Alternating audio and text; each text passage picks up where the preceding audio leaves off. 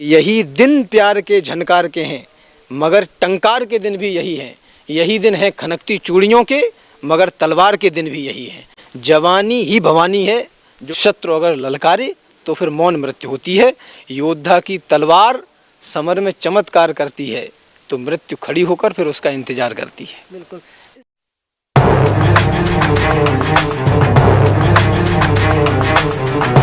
नमस्कार, आपकी जन अदालत से मैं हूँ राजा भैया पाल और मैं इस समय रावतपुरा धाम में हूँ, जहाँ पर रावतपुरा धाम में सबसे कम उम्र के और देश के सबसे बड़े कवि कहलाने वाले और जो हमेशा वीर रस के लिए समर्पित रहते हैं और युवाओं के लिए समर्पित रहते हैं, देश के सबसे क्रांतिकारी कवि राम भदावर जी हमारे साथ जुड़ रहे हैं। स्वागत है। खूब आदर, बहुत बहुत सम्मान। आपके चैनल के माध्यम से सभी दर्शकों श्रोताओं को खूब खूब सारा साधुवाद जी।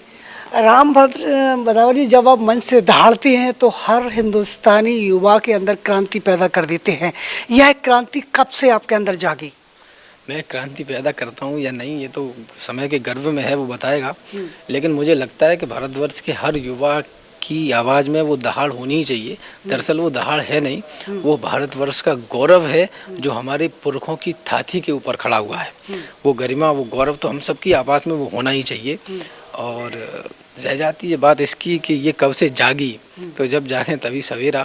जितनी जल्दी हो सके अगर थोड़ा सा आप इस देश के अंश भर को भी जान पाएंगे तो ये गरिमा गौरव अपने आप ही आपके अंदर विकसित हो जाएगा। जरा कल्पना करें, लाखों बलिदानों के ऊपर खड़ा हुआ है ये देश, और उस देश को अगर कुछ लोग उल्टे सीधे शब्द बोलकर संबोधित करें और हम जिंदा रहें, तो इससे मुझे लगता है कि इससे ज़्यादा बड़ा कष्ट का विषय और कुछ नहीं हो सकता। जितना अड़ा यह भाव है उतना अड़ा कुछ भी नहीं, जितना कड़ा यह भाव है उतना कड़ा कुछ भी नहीं।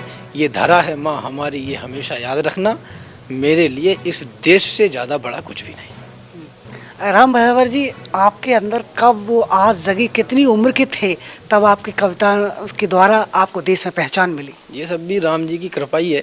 हमारे गांव में रामलीला हुआ करती है, बहुत पैतृक। तो और ये अच्छी बात है कि आपके बुंदेलखंड के ही कवि हुए बिंद महाराज और कानपुर के राधेश्याम तिवारी जी, इन लोगों के डायलॉग संवाद उसमें, हाँ, तो ये डायलॉग उसमें रामलीला में बोले जाते थे। हाँ। तो मैंने जब उसको अभिनय करते हुए जब उसको देखा, उसको पढ़ा, तो मैंने कहा कि ये देश की आवाज़ बन सकती है।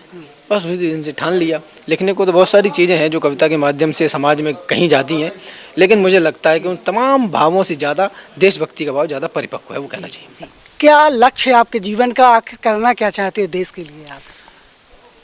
कविता के माध्यम से केवल इतना ही लक्ष्य है कि देश के युवा के दिलों में, देश के युवा के मस्तिष्क में सर्वप्रथम यदि कोई भाव रहना चाहिए तो वो देश होना चाहिए। उसके अलावा कोई दूसरा भाव होना चाहिए। वो संतोषानंद जी कहते हैं कि वो जवानी जवानी नहीं जिसकी कोई कहानी ना हो।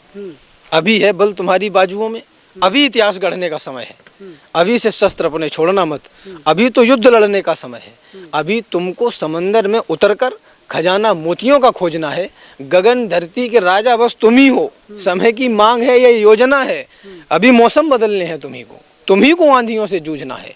निरंतर कोशिशें करते रहो बस, सफलता के लिए रुकना मना है। सबसे महत्वपूर्ण यह कि यही दिन प्यार के झनकार के हैं, मगर टंकार के दिन भी यही हैं। यही दिन है खनकती चूड़ियों के, मगर तलवार के दिन भी यही हैं। जवानी ही भवानी है, जो कुछ करना है अभी कर लो, बुढ़ापे में सीढ़ियाँ भी चढ़ उतर नहीं पाओगे। बिल्कुल। वो कौन सी कविता है जिससे आपको देश में पहचान मिली? सब माध्यम की बातें हैं, भगवती कृपा करती है, बस उसी के आधार पर सब कुछ होता है। लेकिन पहली रचना थी परिवार। जब कविता के क्षेत्र में नया नया आया तो हमारे पुराने कवियों ने, सीनियर लोगों ने बताया कि कुछ ऐसा काम करो जिसमें मौलिकता हो, कुछ ऐसे भाव को लिखो जो अब तक ना कहा गया हो। तो परिवार जैसे संवेदनशील विषय पे 4-4, 6-6 पंक्तियाँ तो बहुत सारी लिखी गई थी, लेकिन एक मूल रचना नहीं थी, ऐसा मुझे लगता है, ऐसा मुझे भ्रम है, अभी तक मेरे संज्ञान में नहीं आई। तो थोड़ा बहुत परिवार से काम हुआ। उसके बाद में फिर माता काम आई और एक खंड का प्रबंध काव्य की यात्रा की माता पद्मावती के विषय पर। उसने फिर पूरे देश भर की यात्राएं करा दी।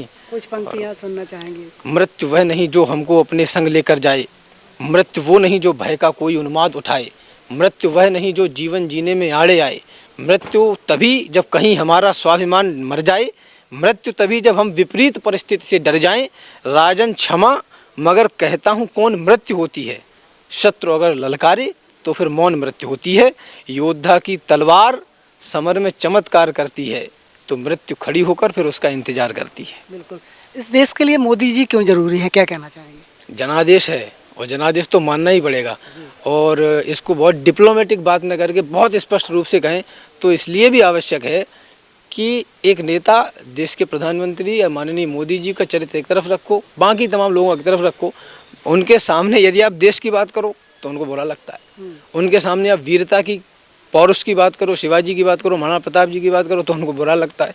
तो जिसको स्वाभिमान की बात करने में बुरा लग रहा हो वो भला इस देश के किस काम आ सकता है। इस विचारधारा से ये देश चलने वाला नहीं है और ये बात पूरी तरीके से देश की 80% आबादी समझ चुकी है। 20-30% जो लालची वालची लोग हैं उनका भी लालच बहुत जल्दी ख़त्म हो जाने वाला है। मैंने मंच से भी आज कहा था, जिस देश का नागरिक केवल सुविधाओं के लिए मर रहा हो वो इस देश के बलिदानों को कैसे सम्मान दे पाएगा। कोई घास खाकर भी जिया है सर उठा करके। इस देश में ईसाई मिशनरी काम कर रही हैं, आपको पता नहीं लगता आपकी औलाद कभी ईसाई बन जाती है। आपके लिए मुद्दा क्या है? बेरोजगारी मुद्दा है। इस देश में बेरोजगारी मुद्दा होना चाहिए। बेरोजगारी मुद्दा होना ही नहीं चाहिए। वो इसलिए भी नहीं होना चाहिए कि जो देश मालिक बनने की हैसियत में है उस देश का नौजवान को, उसको 70 वर्षों में उसकी मानसिकता ऐसी कर दी गई कि वो नौकर बनना चाहता है और वो छाती ठोक के कह रहा है। श्रीमद् भगवद गीता में एक श्लोक आता है, काश्यश्च परमेश वासा शिखंडी च महारथा। जिस देश का शिखंडी भी महारथी हो उस देश की औलाद नौकर बनना चाहती है। इस देश को नौकर नहीं मालिक बनाइए, इसलिए मोदी आवश्यक है। बिल्कुल। आज आपने अपने कटाक्ष किया है उन स्त्रियों पर भी जो अपने अंग का प्रदर्शन करती हैं।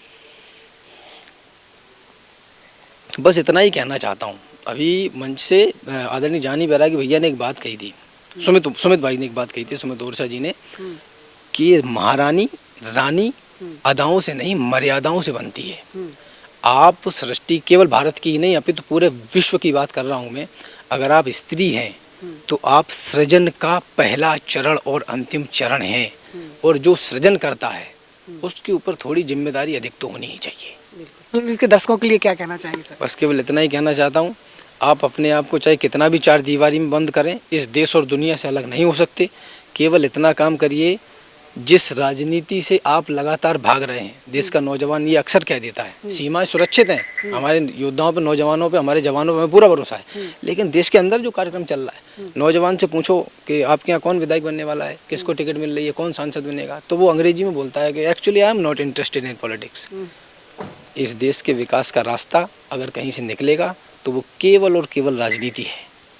तो इसलिए इसमें दिलचस्पी लेना शुरू कर दीजिए, ये देश अपने आप सुधरना शुरू हो जाए। इस समय आपकी जनता दल इसके एक्सक्लूसिव इंटरव्यू में हमने इस देश के सबसे कम उम्र के युवा कवि राम भदावर जी को सुना है।